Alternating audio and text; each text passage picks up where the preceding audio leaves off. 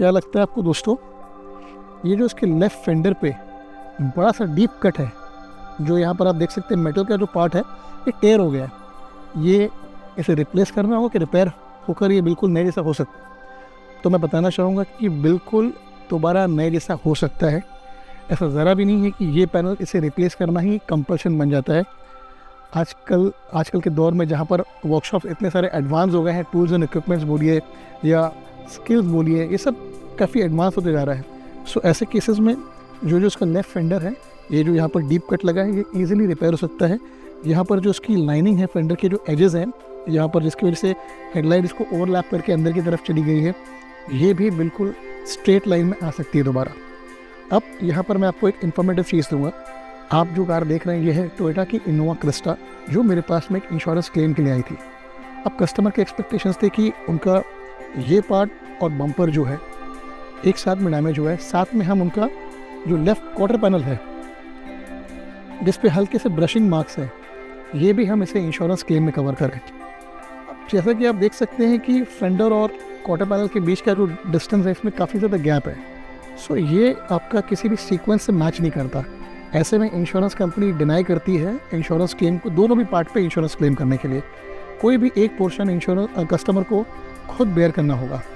अब अगर इस पर्टिकुलर डैमेज के लिए हम इंश्योरेंस क्लेम करते हैं, सो इसमें कस्टमर का फ़ायदा नहीं होगा, क्योंकि ये car under zero dep insurance जो है कवर्ड है। अगेन ज़ीरो डेप इंश्योरेंस दोस्तों, ये गाड़ी जो है 5 साल से ज़्यादा पुरानी है। ऐसे में कस्टमर का नो क्लेम बोनस भी है। कस्टमर पिछले 2-3 साल में कभी कोई क्लेम नहीं किया। अब उनके एक्सपेक्टेशंस थे कि क्यों ना मैंने इतने सालों से इंश्योरेंस पे किया है, सो क्यों ना मैं इसका एडवांटेज लूँ। पर यहाँ पर डिपेंड करता है कि आपकी जेन्युइन एडवाइस कस्टमर का पैसा कैसे बचा सकती है। अगर कस्टमर इस पर्टिकुलर डैमेज के लिए क्लेम करेंगे तो यहाँ पर उनको लगभग 2 से 2,500 हज़ार रुपये के आसपास उनका जो कंपलसरी एक्सेस होता है, डिडक्टिबल जैसे हम कहते हैं, सिर्फ उतना ही पे करना होगा। बदले में ये जो पार्ट है इस पर इंश्योरेंस क्लेम मिलेगा और बम्पर का इंश्योरेंस क्लेम मिलेगा। जो क्वार्टर पैनल है वो कहीं पर भी इसके सीक्वेंस से मैच नहीं करता, इसीलिए इंश्योरेंस क्लेम उन्हें नहीं मिलेगा। तो वो पार्ट उन्हें खुद के जेब से बेयर करना होगा। इसके अलावा आप दोस्तों देख सकते हैं पूरी कार जो है वो पूरे नीट एंड क्लीन है, कहीं पर भी किसी तरह का कोई डैमेज नहीं है। इस वजह से कस्टमर चाहते थे कि उनका पीछे का पोर्शन और ये आगे वाला दोनों भी डैमेज एक साथ कवर हो। बट जैसा कि मैंने आपको बताया कि accumulation of damages under insurance cover नहीं होता। जो समय पे जो भी घटना होती है आपको उस समय पे वो काम करना पड़ता है, फिर वो मेजर होने दीजिए, माइनर होने दीजिए। माइनर होता है इसके लिए उसे इग्नोर करते हैं और बाद में कराने जाते हैं, बट उस केस में इंश्योरेंस कंपनी कवर नहीं करती। सो ये आपके लिए बहुत ही इंपॉर्टेंट चीज़ है। अब अगर ये चीज़ इंश्योरेंस में होती है और वो पेड में करनी पड़ेगी, पेड जॉब में करनी पड़ेगी, सो कस्टमर का जो लगभग खर्चा है उस क्वार्टर पैनल को पेंट करने के लिए लगभग अप्रॉक्सीमेटली 6,000 तक खर्चा आएगा और इंश्योरेंस क्लेम का लगभग 2,000 रुपये जो कंपलसरी एक्सेस है। सो 6 और 2 8,000 हो जाते हैं। आज के दौर में अगर आप इंश्योरेंस क्लेम करते हैं, माइनर क्लेम करिए, मेजर क्लेम कर लिए, डिफरेंस ऑफ प्रीमियम रिन्यूअल के टाइम पे बहुत ज़्यादा आता है।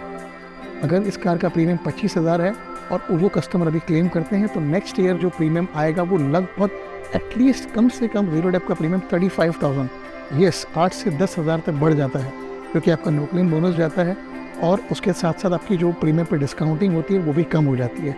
सो यहाँ पर बहुत ज़्यादा नुकसान होता है। 10,000 वो हो गया, यहाँ पर आपने 6,000 उस पैनल के पे कर दिए, 2,000 रुपये प्रोसेसिंग चार्जेस पे कर दिए, सो लगभग 18,000 होता है। और आप बिलीव नहीं करेंगे, हम कस्टमर को यही काम सिर्फ 13,500 रुपये में करके दे रहे हैं। तो आप सोचिए कस्टमर के हमने 5,000 रुपये बचाए।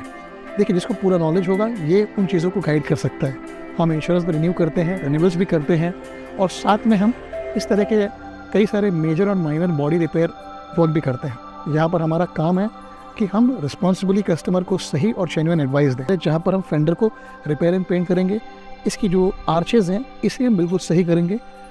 बम्पर जो है वो हम पूरा पेंट नहीं करेंगे, हम इसे पार्शली पेंट करेंगे ताकि यहाँ पर हम थोड़ा सा कॉस्ट कस्टमर का सेव करें। और क्वार्टर पैनल जो है उसे पूरी तरह से हमें पेंट करना होगा। काम आप देखिएगा, काम कंप्लीट होने के बाद में आप डेफिनेटली सरप्राइज हो जाएंगे कि एक कार पे इस तरह के कोई डैमेजेस थे या नहीं, आप आइडेंटिफाई नहीं कर पाएंगे। और हम हमारे इस काम में भी कस्टमर को एक कॉम्प्लीमेंट्री वैक्स पॉलिश भी करके देंगे, ताकि जब हम उन्हें कार हैंडओवर करें उन्हें कहीं से भी ये पता ना चले कि कोई भी तरह का हमारा डैमेज था। क्योंकि सॉलिड कलर दोस्तों वाइट कलर है, थोड़ा सा कई बार मैच करना डिफिकल्ट हो जाता है। सो ऐसे केसेस में हमें उसके नेबरिंग पैनल्स को पॉलिश भी करना पड़ता है। सो हम कार को ओवरऑल एक अच्छा वैक्स पॉलिश करेंगे जिससे कस्टमर को देते समय एक नई ऐसी फीलिंग है। दोस्तों वीडियो काफ़ी इंटरेस्टिंग रहेगा, वीडियो को आप एंड तक ज़रूर देखिएगा और मुझे बताइएगा कि क्या आपको ये हमारा काम पसंद आया नहीं। थैंक यू वंस अगेन दोस्तों।